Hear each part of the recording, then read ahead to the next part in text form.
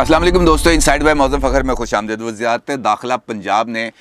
تحریک لبیک پاکستان پر سے کالا دم کا ٹیگ ختم کرنے کے لیے ایک سمری بھجوائی ہے وزیر اعلیٰ پنجاب کو، یعنی اہم ترین مداخلت کے بعد ہونے والے خفیہ معاہدے پر کھلے عام عمل درآمد کا نہ صرف آغاز ہو گیا بلکہ یہ عمل بھی نہایت خاموشی کے ساتھ آگے بڑھ رہی ہے۔ جو ایک سمری جاری کی ہے وزارت داخلہ پنجاب نے، اس پر بات کریں گے کہ اس سمری میں ایسی کون سی چونکانے والی بات ہے جس پر ہمیں غور کرنے کی ضرورت ہے۔ تحریک لبیک پاکستان کب ایک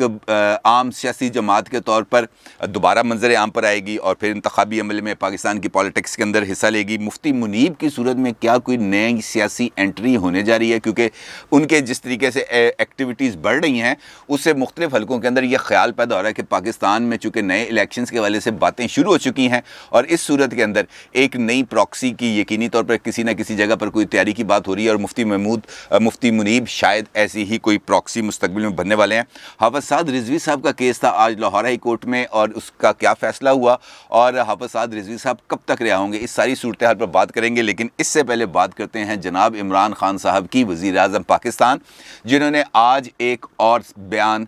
داغ دیا، یعنی ایک خطاب کیا اور خطاب کے اندر گولہ باری کی، اور گولہ باری ہمیشہ کی طرح کی اپوزیشن پر، اور اپوزیشن پر گولہ باری کرتے ہوئے ان کا یہ کہنا تھا میں تو ان لوگوں کے ساتھ ہاتھ ملانا پسند نہیں کرتا، یہ جو چور لٹیرے کرپٹ عناصر ہیں ان سے سلام دعا تو بڑی دور کی بات ہے، بات چیت تو بڑی دور کی بات ہے، ہاتھ ملانا بھی میں بالکل پسند نہیں کرتا، میری لڑائی کرپشن کے خلاف ہے۔ لیکن آپ یہاں پر ایک منٹ کے لیے رکیے، کیونکہ آپ کو میں ایک ایسا ڈاکومنٹ دکھانے جا رہا ہوں جو عمران خان صاحب کے اس نیریٹو کے لیے تو کم از کم ایک موت ہی ثابت ہوگا، کیونکہ یہ ڈاکومنٹ ثابت کرے گا کہ عمران خان صاحب کس طریقے سے خود کرپشن کی سرپرستی کرتے ہیں، اور وہ تمام عناصر جو ان کی پارٹی کے اندر بھی موجود ہیں، ان کی کیبنٹ کے اندر بھی موجود ہیں، ان کی کرپشن کو کس طریقے سے چھپاتے ہیں۔ یہ ڈاکومنٹ اس وقت آپ کی اسکرین پہ نظر آ رہا ہے۔ یہ ڈاکومنٹ ہے جناب لاہور ڈیولپمنٹ اتھارٹی کی طرف سے، اور اگر اس کا نام آپ کے سامنے ایک ہائی لائٹ ہو رہا ہوگا، یہ نام ہے جناب مسٹر نذیر احمد چوہان صاحب کا۔ مسٹر نذیر احمد چوہان صاحب کا نام یقینی طور پر کافی ہے، کیونکہ یہ نام ہمارے جو پولیٹیکل سرکل ہے وہاں پہ بہت زیادہ زیر گردش رہا اس وقت جب جہانگیر ترین گروپ نے اپنا ایک الگ گروپ بنایا، اور اس کا جناب جو سپوکس پرسن تھے وہ نذیر احمد چوہان صاحب تھے، جو مختلف ٹی وی شوز پہ آ کے عمران خان صاحب کے اوپر بہت بڑی بڑی باتیں بھی کرتے تھے، سخت تنقید بھی کرتے تھے، اور یہ بھی کہتے تھے کہ یار ہم کسی کے ذاتی غلام ہیں۔ اور اس کے بعد ہم نے یہ دیکھا کہ انہوں نے شہزاد اکبر صاحب جو مشیر احتساب ہیں وزیر اعظم پاکستان کے، ان کے اوپر ایک الزام عائد کیا اور ان کو غیر مسلم قرار دیا، جس کے اوپر ان کے خلاف شہزاد اکبر صاحب نے ان کی اچھی طریقے سے جو ہے ان کو سکرو کیا، ٹائٹ کیا، جس کے بعد ہم نے دیکھا کہ نذیر احمد چوہان صاحب جو جیل میں جاتے وقت آپ نے وہ تصویر دیکھی ہوگی، یوں وکٹری کا نشان بنا رہے تھے، اور جیل کے اندر جس طریقے سے انہوں نے ناک رگڑی، معافی مانگی، ہاتھ پاؤں جوڑے، اس کی بھی ایک الگ داستان ہے۔ اور پھر اس کے بعد عمران خان صاحب کے ساتھ ان کی ملاقات ہوتی ہے، اور اس کے بعد وہ ایک جو ہے پریس کانفرنس کرتے ہیں جہاں پر جہانگیر ترین صاحب پر ہی الزامات کی بچھاڑ کر دیتے ہیں، اور وہ تصویر عمران خان صاحب کے ساتھ ان کو جو تھپکی ملی تھی گورنر ہاؤس لاہور میں، وہ تو آپ کو یاد ہی ہوگی، جس میں نے کہا تھا جہانگیر وہ جو ہے تم نے اچھا کیا، جہانگیر ترین کا ساتھ چھوڑا، اب آگے واپس کھل کے کام کرو، تمہیں کوئی روکنے ٹوکنے والا نہیں۔ اور یہی وہ آشیرواد ہے جس نے جو ہے نذیر احمد چوہان صاحب کو ایک مرتبہ پھر سرگرم کیا۔ یہ جو لیٹر اس وقت آپ کی اسکرین پر دوبارہ آپ کو نظر آ رہا ہے، یہ ہے ایل ڈی اے کا، اور معاملہ کچھ یہ ہے، یہ ذرا آپ سمجھنے کی اس پر ذرا تھوڑا سی توجہ چاہیے کہ رائیونڈ روڈ پر ایک ہاؤسنگ سوسائٹی ہے جس کا نام ہے الکریم سٹی، اور اس سے پہلے اس کا نام تھا اشرفی ٹاؤن۔ الکریم سٹی نے یعنی نذیر احمد چوہان صاحب کی یہ ہاؤسنگ سوسائٹی میں جو نذیر احمد چوہان صاحب ہے، انہوں نے اشرفی ٹاؤن کا ٹائٹل اور اس کی کمرشل پراپرٹی کو خریدا، اور اس کے بعد انہوں نے الکریم سٹی کے نام سے کاروبار کا آغاز کر دیا، اور وہاں پر فائلیں بنا کر لوگوں کو بیچنا شروع کر دیں۔ اب وہ فائلیں کس طریقے سے بک رہی ہیں یہ بھی میں آپ کو آگے چل کے بتاؤں گا، لیکن ایل ڈی اے نے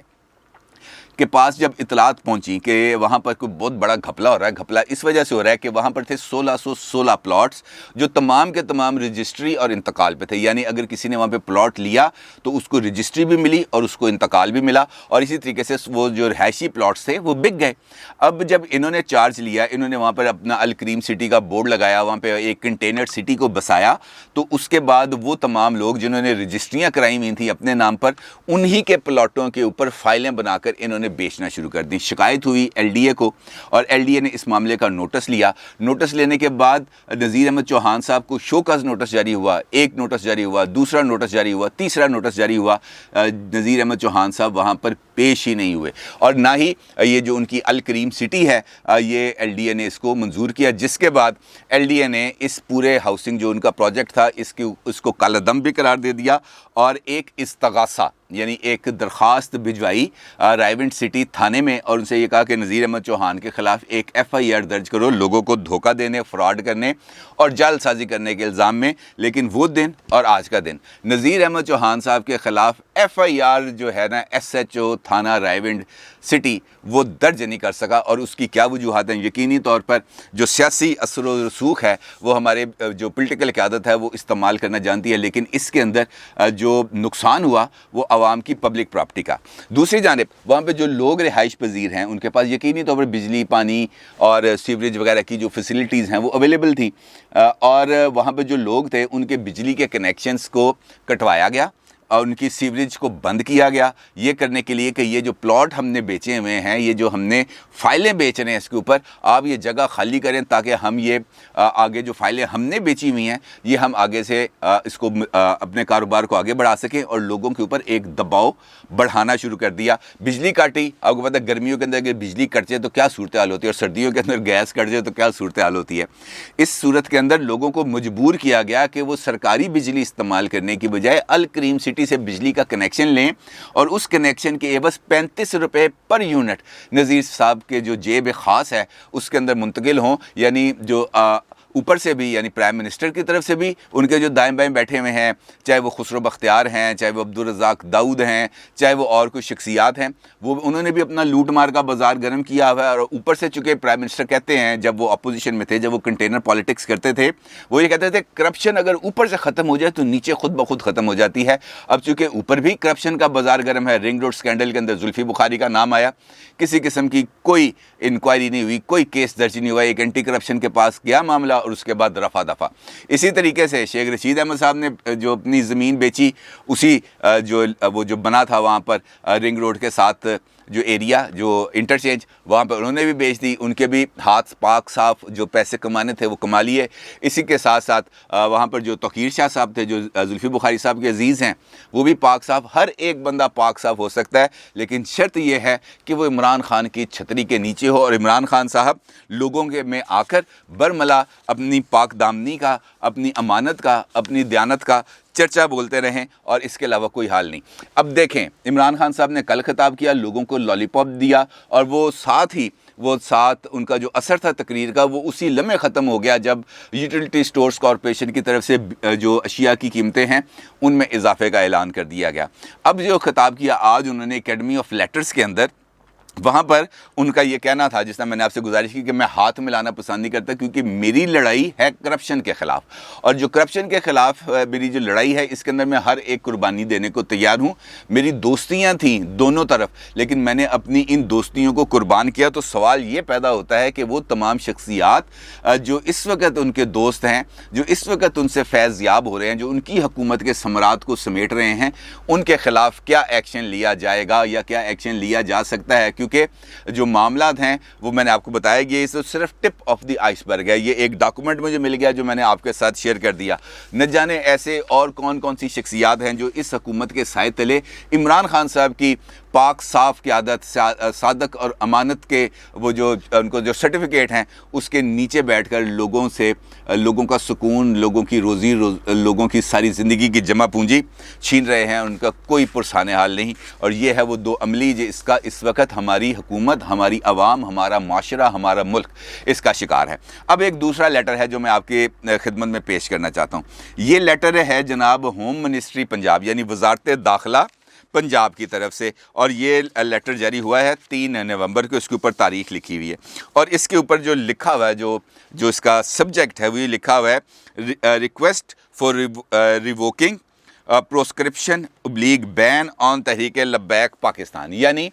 یہ جو تحریک لبیک پاکستان ہے اس کے اوپر جو پابندی لگائی گئی ہے اس کو اٹھانے کے لیے یہ خط تحریر کیا گیا ہے, اور اس خط کے اندر یہ لکھا گیا ہے کہ مجھے یہ حکم ملا, یعنی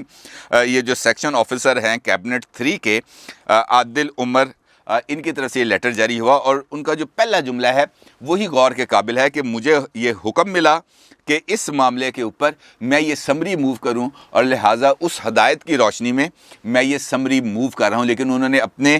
یہ جو انٹروڈکٹری ریمارکس ہیں اس کے اندر انہوں نے یہ نہیں لکھا کہ مجھے کس نے کہا تھا کہ یہ میں سمری موو کروں. اب یہ سمری انہوں نے موو کی ہے اور اس سمری کے اندر انہوں نے کہا کہ جی ہوم ڈپارٹمنٹ یہ چاہتا ہے کہ اس سمری کو ایک سرکولیشن سمری کے اندر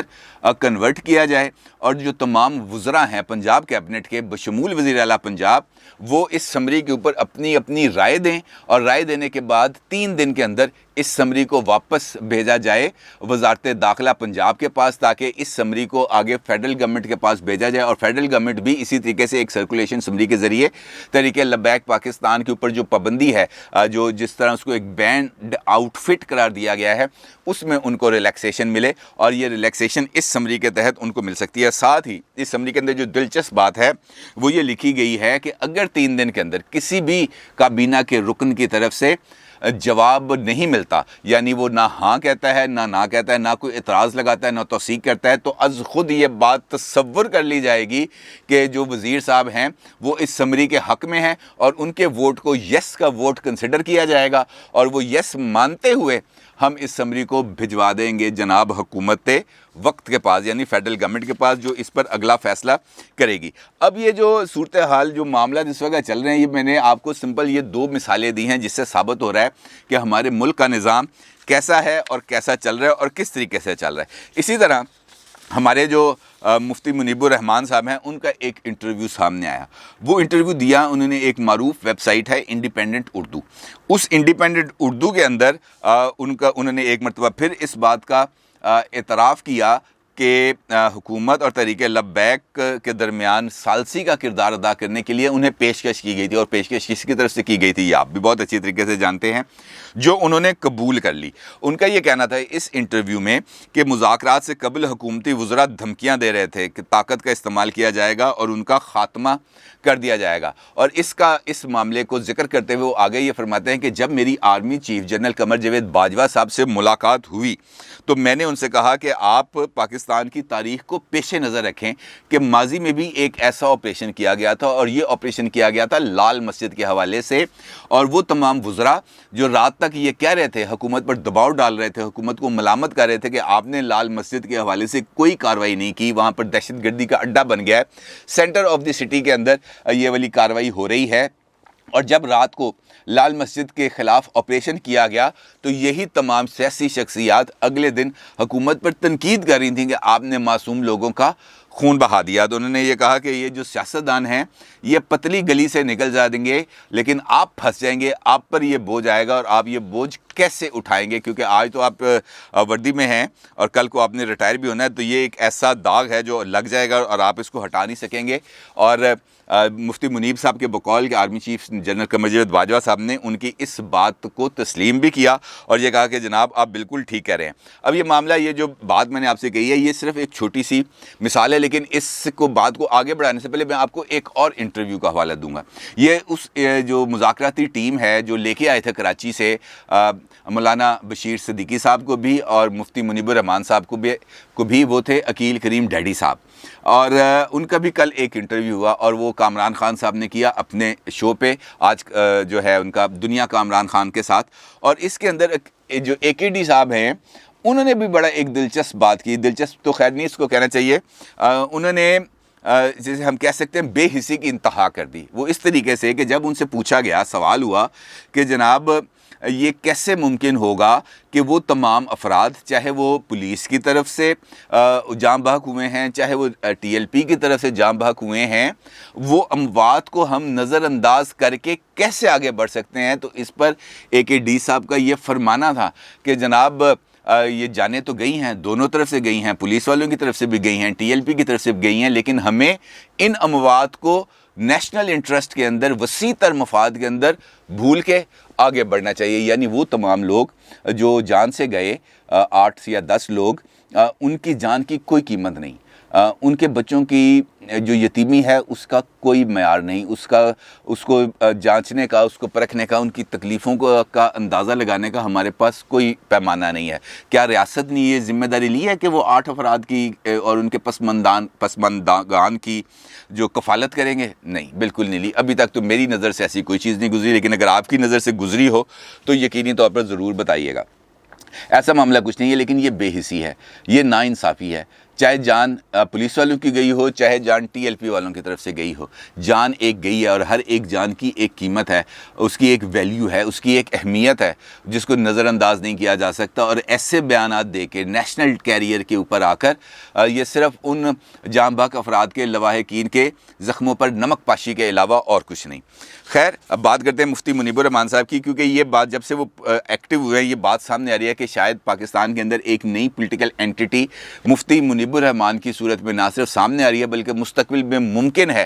کہ ٹی ایل پی کی قیادت بھی مفتی منیب الرحمان صاحب کریں۔ یہ بات اس وقت گردش میں ہے اور بہت زیادہ یہ خبر گرم بھی ہے، بلکہ بعض لوگوں کا تو کہنا یہ بھی ہے کہ مفتی منیب الرحمان ہی تحریک لبیک کے اصل روح رواں پہلے بھی تھے اور اب بھی ہیں۔ پتہ نہیں یہ بات اب درست ہے کہ نہیں۔ البتہ جب اس حوالے سے سوال پوچھا گیا مفتی منیب الرحمان سے تو مفتی منیب الرحمان کا کہنا تھا کہ جناب میرا نہ سیاست میں آنے کا کوئی ارادہ ہے اور نہ ہی میرا کوئی سیاسی مشن ہے، لیکن یہ ہے کہ میں نے اپنا ایک رول ادا کیا اور میں یہ رول ادا کروں گا۔ میرے ایجنڈے کا حصہ امن اور سلامتی ہے۔ لیکن جب انہوں نے خطاب کیا تھا وزیر آباد میں تب ان کا یہ کہنا تھا کہ جناب اگر ہمارے معاہدے پر عمل درآمد نہیں ہوا تو ہم پہلے سے زیادہ قوت سے سامنے آئیں گے۔ آج دوسرا معاملہ ہے، یقینی طور پر جب یہ معاہدہ ہوا، اس پر عمل درآمد ہوا تو اس نے آگے بڑھنا ہے صورتحال نے، اور جس طرح میں نے آپ کو بتایا کہ یہ جو ٹی ایل پی والا معاملہ ہے اس قصے پر جو بینڈ آؤٹ فٹ کا ایک ٹیگ ہے اس کو ہٹانے کے عمل کا آغاز ہو چکا ہے۔ دوسری جانب حافظ سعد رضوی صاحب کے حوالے سے جو آج ہائی کورٹ کے اندر سماعت ہوئی ہے اس میں وہ جو درخواست ہے وہ واپس لینے پر نپٹا دی گئی ہے، اور واپس لینے سے مراد یہ ہے کہ وہ نوٹیفیکیشن جس سے میں نے آپ سے کل گزارش کی تھی وہ آلریڈی اپنی میعاد پوری کر کے مکمل ہو چکا ہے۔ اب جو نیا نوٹیفیکیشن ہے وہ حکومت واپس لے گی، وڈرا کرے گی، اور وڈرا کرنے کے نتیجے میں حافظ سعد رضوی صاحب کی معاف کیجیے گا، ان کی رہائی کا پروسیس وہ بہت زیادہ آسان ہوگا۔ اب دیکھنا یہ ہے کہ جو حکومت ہے یہ نیا نوٹیفیکیشن کب واپس لیتی ہے، کب اس کا اعلان کرتی ہے تاکہ حافظ سعد رضوی صاحب کی رہائی ممکن ہو سکے۔ البتہ ٹی ایل پی کے جو ترجمان ہیں ان کا یہ کہنا ہے، انہوں نے اس امید کا اظہار کیا ہے کہ رواں ہفتے کے اختتام تک سعد رضوی صاحب نہ صرف آزاد ہوں گے بلکہ وزیر آباد آ کر دھرنے کے شرکا سے خطاب کریں گے۔ دیکھتے ہیں کہ کون سچ بول رہا ہے، کون جھوٹ بول رہا ہے، کہاں پر غلطی ہو رہی ہے، کہاں پر آگے چل رہے ہیں معاملات۔ اپنی رائے کا ضرور اظہار کیجیے گا۔ آپ کا بہت شکریہ۔ اللہ حافظ۔